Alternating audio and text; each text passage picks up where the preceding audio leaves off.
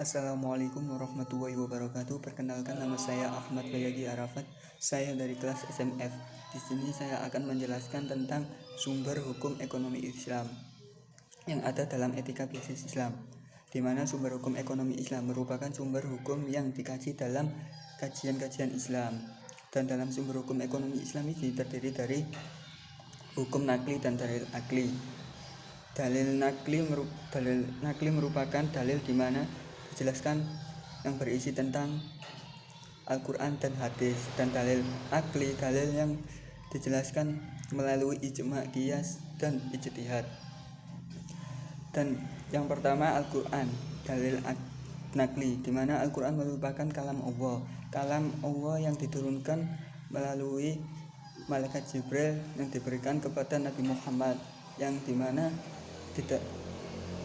di awal surat Al-Fatihah sampai terakhir yaitu surat An-Nas.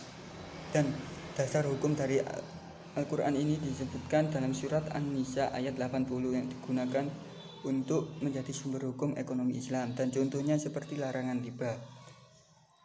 Dan yang kedua sumber hukum ekonomi Islam yaitu As-Sunnah, di mana As-Sunnah merupakan segala sesuatu yang disandarkan kepada Nabi Muhammad, baik berupa perkataan, perbuatan maupun dari takrirnya. Dan contohnya seperti, dan sumber hukum yang dikatakan adalah dalam sumber hukum ekonomi Islam di dalam surat An-Nisa juga, yaitu ayat 58. Dan contohnya seperti dalam muamalat, yaitu Al-Quran memerintah untuk memenuhi janji. Dan yang ketiga sumber hukumnya yaitu ijtihad, di mana ijtihad merupakan segala kemampuan dalam segala perbuatan guna mendapatkan hukum syara', di mana hukum syara' dan dalil terperinci dengan cara istinbat. Istinbat merupakan seperti musyawarah. Dan contohnya menggunakan dalil ijtihad ini adalah terdapat dalam surat Asy-Syura ayat 58. Dan hasil dari istinbat itu contohnya seperti cara mendapatkan hak milik atas harta benda dengan cara yang halal.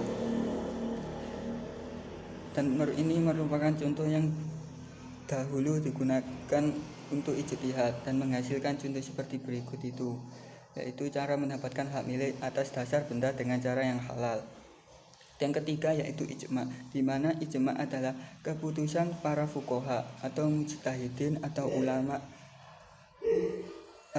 fikih atau beda-beda, yaitu atas suatu hukum sesudah masa Rasulullah. Jadi sebelum masa Rasulullah ada itu tidak boleh ada ijtihad, qiyas ataupun lainnya, karena segala sesuatu itu sudah ada ketentuannya, yaitu sudah disampaikan kepada Rasulullah, dan itu merupakan sangat mutawatir sekali.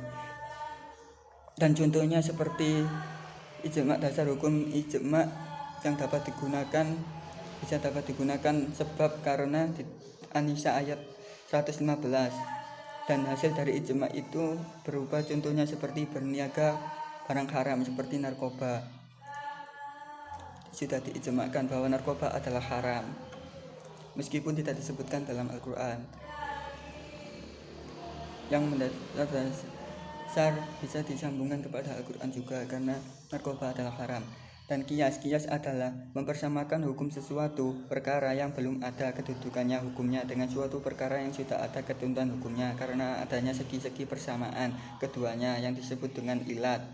Dan qiyas ini bisa digunakan untuk menjadi sumber hukum, yaitu terdapat dalam surat An-Nisa ayat 59. Dan contohnya seperti dari hasil qiyas itu merupakan menjual daging sapi dengan cara tidak sesuai dengan syariat Islam, kemudian disamakan hukum Al-Quran yang menyatakan haram tentang hal itu. Gimana sebabnya? Karena dalam penyembelihan dalam Islam sudah dijelaskan dalam Al-Quran juga bahwasanya daging yang haram dengan cara menyembelihnya dan tanpa menyebut nama Allah, maka itu disebut haram. Terima kasih. Sekian, terima kasih. Wassalamualaikum warahmatullahi wabarakatuh.